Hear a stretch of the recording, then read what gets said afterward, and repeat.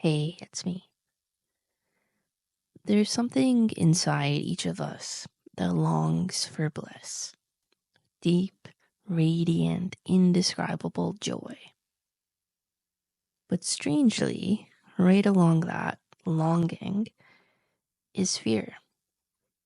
Not the obvious kind of fear, more a subtle shrinking away, a resistance. Even though we say we want happiness, love, expansion, when it gets close, something in us often says, no, you're not alone in this. Every human being carries this paradox. We want joy, but we also fear it. We long to feel fully alive, but that kind of aliveness requires openness, vulnerability, trust. And those things can feel terrifying when we've spent a lifetime trying to stay safe. For some, the desire for bliss outweighs the fear, and they tend to live rich, open lives. They're able to receive pleasure, to trust life, to let it move through them. For many, the fear is stronger.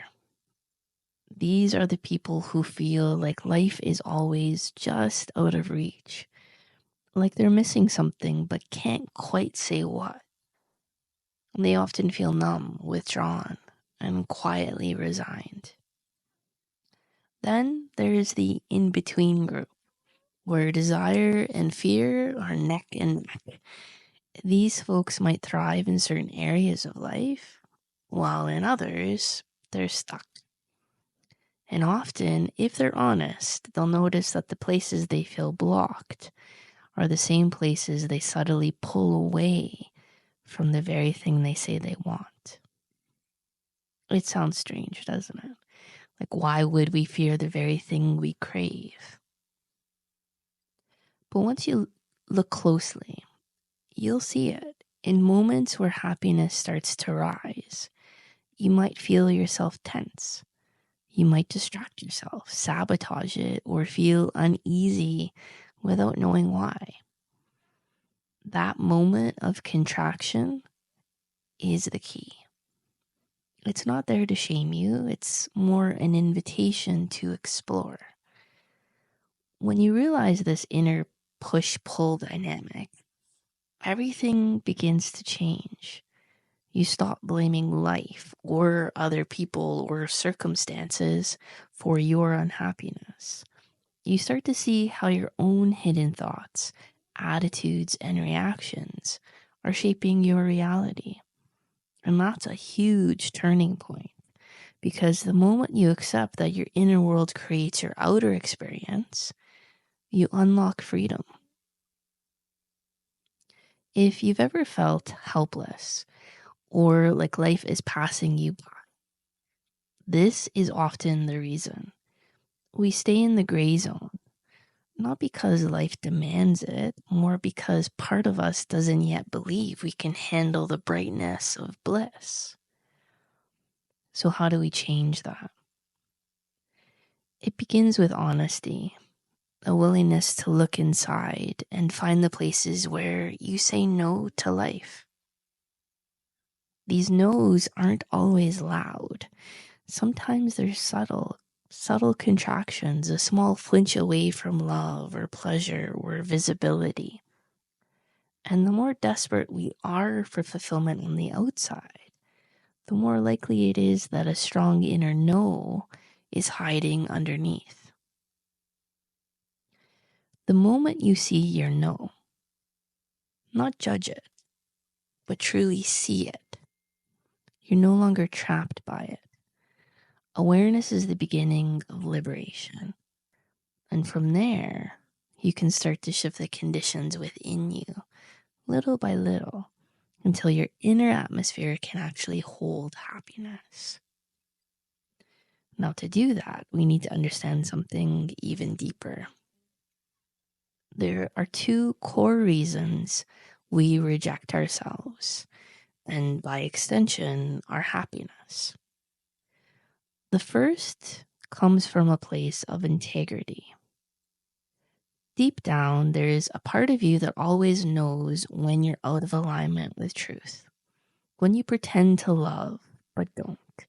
When you manipulate, hide, or cheat life in little ways. This part of you isn't cruel.